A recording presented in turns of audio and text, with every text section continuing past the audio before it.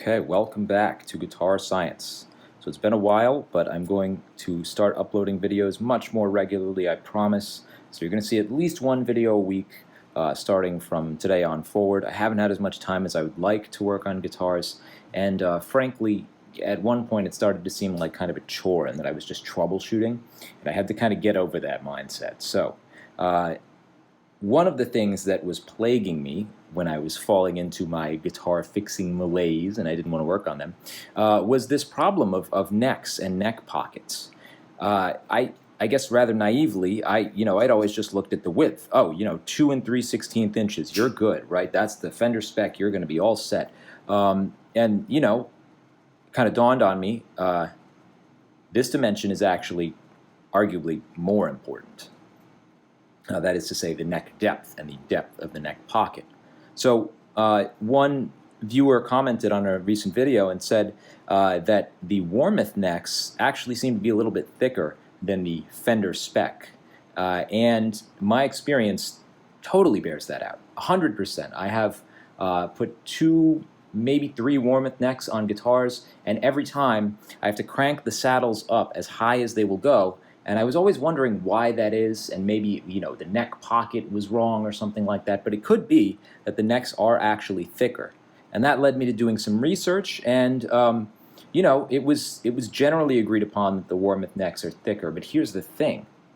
It also was not generally agreed upon that there was a standard Fender neck thickness, or that there was a standard neck pocket for anything. I couldn't even find a standard neck pocket depth for American Fender, right? People would even say that that varies. So we're going to put as much of this to the test as we can today. And to do this, we are going to get sciencey because this is guitar science. So we're going to use digital calipers. I bought these about a year ago. I have never had any reason to use them. I figured I would, but this is kind of the perfect tool for this. So this is a contemporary Strat Hum from 2017, obviously made in China. This is actually a fantastic neck, and this may end up being what goes on the Murdercaster. This is the neck I took off of the Squier that is becoming the Murdercaster, and it's a great neck. I had problems with the bridge on this guitar, but the neck itself, it's actually fantastic. You could fool somebody into thinking it's a Mexican or American one. Okay, so our second neck we're going to look at is also a Squier from China. This one, you can barely see the stamp. I believe that actually says 2018. And this is a Jazzmaster Affinity. So this is basically the cheapest Jazzmaster that money can buy. It retailed for $199. I got it on Amazon, and the neck was crap. But I replaced the neck, and it's actually a really good guitar now. So with a few minor upgrades that still need to be done, maybe you'll see those in a future video. Okay. Here's where it gets interesting. Let's measure that neck against this Warmoth neck. And right away, this guy is hefty. I mean, it's significantly heavier than the other ones. And it's significantly higher quality. I can just tell you that by holding it. Okay, so let's muddy the waters a little bit here. So we've been comparing Chinese Fender or Squier necks to American-made Warmoth. Now let's try an Indonesian Fender neck. Now, in my experience, great guitars come out of Indonesia. Great guitars. They have the Court factory there. I think Samick has a factory or had a factory in Indonesia. At any rate, I've played a lot of Indonesian-made guitars, and they have generally been good. This neck is from a Squier Classic Vibe Strat, and I did like this neck, but I've replaced it with a better one. But there was nothing wrong with this neck. So let's take a look. Again, no overlap here. I believe it's 21 frets. I do have one more to test, and this is an older Squier neck, which we'll take a look at.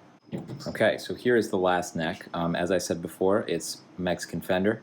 Now it says MX18 here, but that can either mean 2018 or early 2019. So in this case, it's actually March of 2019. So it's not always a dead indicator of exactly the year it's made, but for my case, I would assume it's late 17, 18, or early 19, and I suppose that's kind of borne out here. So yeah, here it is. There's the truss rod bit.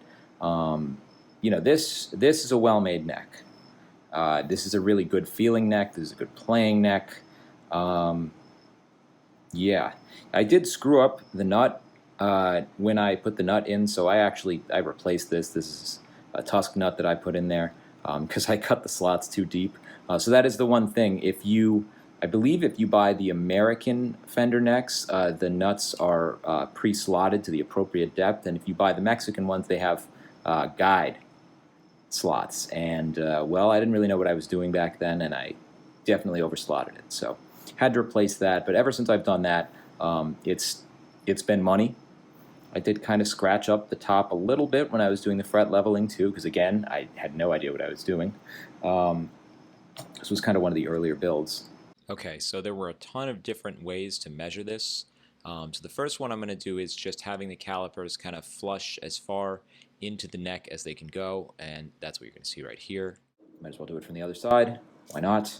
Should be the same, but you know, you never know. Yep, G. Yeah, 24.76. Okay. All right, next we'll do the neck I don't like. 24.63. So it's about 0.15 millimeters thinner. We'll measure it from this side, also directly behind. And again, you know, the radius here is going to impact this a little bit. Yeah, 24.63, same number, okay. So yeah, the radius of the fretboard is also going to come into play here, right? Because the middle is going to be higher. So we might get slightly different numbers based on just the radii of the fretboard. So that's actually another variable to consider. Okay, next we'll do the Mexican Fender neck, which again, this is a 9.75 inch radius, you know, standard Fender spec. Okay. Yeah, 24.6, 24.58. Yep. Within, yeah, 24.6 again, 24.58. Yeah, exactly the same. Okay, the Warmoth one, which I swear is like a pound heavier than the rest of them. Okay, that's interesting. So again, this is a 10 to 16 radius, but 24.41. Yeah, and 24.41 or 40. Okay, so that's interesting. And finally, this contemporary Strat neck, which is definitely the lightest of all of these. I mean, this thing weighs nothing. I'd be surprised if this was, you know, over a pound, 2 ounces. Okay, so same thing. Right behind the screw hole for the neck. 24.57, and this is a 12-inch radius, the entire thing.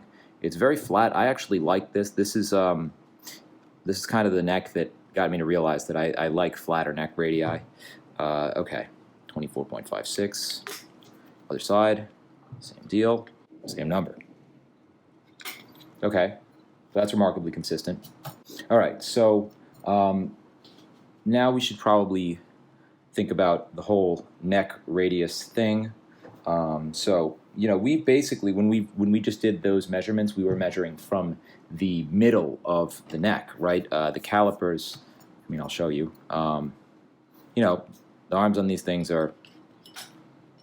they reach about, you know, if you could see, I don't know if I can angle this correctly without hitting the camera, but it's touching around the middle of the fretboard. So that's kind of the arc of the semicircle, right, for your fretboard radius. So if we want to really nail down the thickness of this, we might also want to take measurements right from the side. So I feel like we should probably do that for, you know, for posterity's sake. It's just one fewer thing that people can yell and complain about in the comment section. Although who knows, maybe that's how you get more views. All right, so let's do that instead. And, you know, I will tell you the radius on all of these things if I didn't already do so. Like, for example, this one, the Laurel fretboard. This is your kind of standard Fender 9 3/4 radius. This is about as standard of a Fender neck as I could come up with, other than the fact that it's got the vintage tint and the Laurel fretboard. But in terms of specs, this is like, you know, standard neck feel for a Fender. Good stuff. If you don't have a Squier Classic vibe, and you want a guitar and you don't want to spend more than $300, go buy a used Squier Classic 5. You can't go wrong.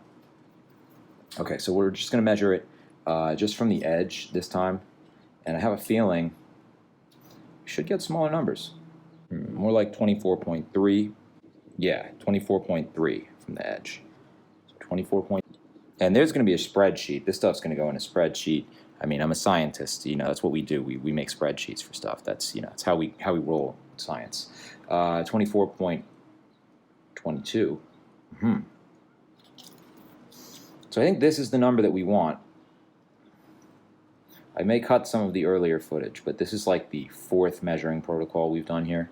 The only problem with doing it like this is you have to make sure that it's really sitting there perfectly. 24.24. Okay. Okay, so I'll do this one. This is the neck I don't like, the Affinity, the cheapest Chinese Squier neck that I have. I suppose if you had a bullet, it would be even cheaper than this, but I would not recommend buying a bullet Strat. Okay, that's interesting. 24.9 or 23.93. 23.93. That's by far the thinnest one we've seen. I mean, that's 0.3 millimeters thinner than the last one we just looked at. Yeah, this side seems to be about 0.1 millimeters thicker. Again, that could be my lack of measuring expertise. That could be poor quality control. Interesting, interesting. I had a lot of problems getting that neck to intonate and sound good. So, maybe that's because one side is thickness of a piece of paper difference than the other side. Who knows? So let's do this one. This is the Mexican Fender neck. This is pretty good neck. 24.28 or 24.3. Try the other side. There we go. A little closer. 24.3. Okay. And of course, last but most, I mean, you just pick this one up. It's every time I pick this one up, I'm just like, yeah, I like this neck. Whether or not it gives me issues when I mount it to a body, we'll have to see. But, well, just in abstract, I like it. Which is why I keep buying their necks, even though they've always caused me trouble. It's because once I actually get them working, I kind of like them. Forgetting that I'm supposed to be doing the edge. Proper scientist here. Okay, 24.19. 24.18. Again, don't worry too much about the 0.01 millimeter flux here. I mean, A, you would be hard-pressed to detect 0.01 millimeters even with your fingers, and B, the precision limit on this thing is 0.01 millimeters, so it might not even mean anything. Yeah, 24.12, so 0.05 millimeter difference from the other side. And again, that could be, lack of measurement. We're looking for like 0.15 and up differences in terms of millimeter thickness. Anything less than that, I would probably discount as within the margin of error for measurement. But I should be able to get within 0.15 millimeters. If you were looking at the readout on this thing as I was adjusting it, you would see that it would fluctuate by about 0.1, maybe even 0.2 millimeters if I didn't have it placed properly. So I would say anything less than, the middle of that range, 0.15. I would say any difference less than that is probably not worthy of thinking about. Okay, and there's one other thing that we should check as well. So, we've checked the bottom mounting hole. We might as well check the top one, right? So let's see what the differences are there. Okay, so we're going to go directly above the upper mounting screw hole. Yeah, 23.86, so somewhere in that area. But, notice that that's significantly smaller than the one we measured before. I don't know if it's supposed to be like that or not. I don't know. I don't make necks. I would like to, but that sounds hard. Okay, well, it's consistent from side to side, 23.83. All right, so, yeah, there's definitely a taper here. You can kind of see it, actually, if you look at it. I don't know if that shows up on camera well, but you can actually see that. Next one, Fender. Fender Mexico. Real Fender. Some people would say American Fender is the only real Fender. I would say to those people, you're a snob. You're a snob. Okay, 24.09. All right. That's okay. All right. Next up, the Affinity Jazzmaster neck. And again, please don't take this as, you know, definitive by any means. This is about as unscientific as you can get while still using precision measuring tools. You know, it's not like we have some kind of vice or apparatus to make sure we're measuring these correctly. I'm literally eyeballing it. I am measuring it a few times. You're only seeing one of those times on camera, but you know, it's hardly definitive. Okay, 24.09 on this side. Yeah, 24.28 on this side. 24.29 on this side. Okay. All right. 24.35. 24.38. Didn't have it exactly in the right spot for all of those, so I had to redo it a couple times. Also, I suppose the depth of the fretboard could be the difference maker here, right? Now, it's really hard to tell on some of these. On this one, it's fairly easy to tell because these are two definitely distinct pieces of bloodwood, so you kind of see it. Definitely easier to see on this side. But it could be the actual depth of the fingerboard that's different and is causing the issues here. So if you look, the only things I really have to go off of are the tang of the frets and the side dot markers. So here, the fretboard, you know, my thumbnail is basically where the fretboard or fingerboard plank ends and the neck wood begins. And this is pretty rough, but that's about 4 millimeters. Again, not at all scientific. And if we look at the Fender spec one, well, right away, what I noticed just by looking, and this is really hard to see, but the it's substantially thinner. I mean, the bottom of the fret dot is nowhere near the fingerboard. It's almost entirely, yeah, it's about 99% in the body. So, and you know, again, completely unscientific here. We're just going to ballpark this, but so I mean that's closer to 2 millimeters. So that's almost half the thickness of the actual fingerboard material. Since the overall thickness from top of fretboard to bottom of neck heel was the same, then that means the shaft part is going to be actually probably thinner on the Warmoth neck than on the other one. And let's take a look at this one as well. I put the other one away, so we're not going to look at that one. We're in the 2 millimeter ballpark here, maybe a little bit thicker on this one, but again, it's, you know, just judging by where the side dots are and from visual inspection of this, you can see that it's thinner.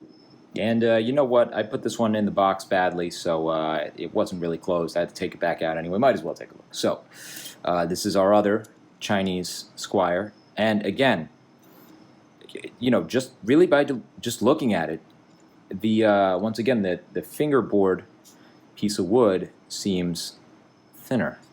I need to close the caliper a little bit, even to get it close. And again, you can also kind of confirm this by looking at where the side dots are. The side dots are, you know, maybe 2/3 into the shaft wood and 1/3 into the fingerboard wood.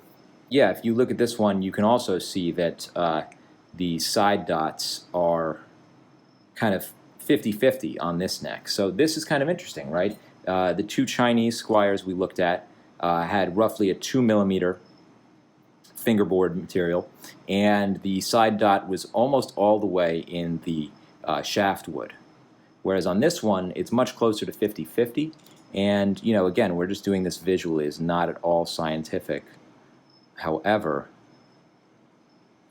it's a lot more like 2.5, maybe even closer to 3 millimeters than the 2 that we saw on the Chinese Squier necks. The data are there, so now let's crunch the numbers. Let's put it all on screen, see if we can draw any reasonable conclusions. Probably not. We've got the neck on the side here, and then we have all the categories. So the neck radius, 2 of these are the flatter 12-inch, 2 of these are the standard Fender, and of course the Warmoth has their own thing.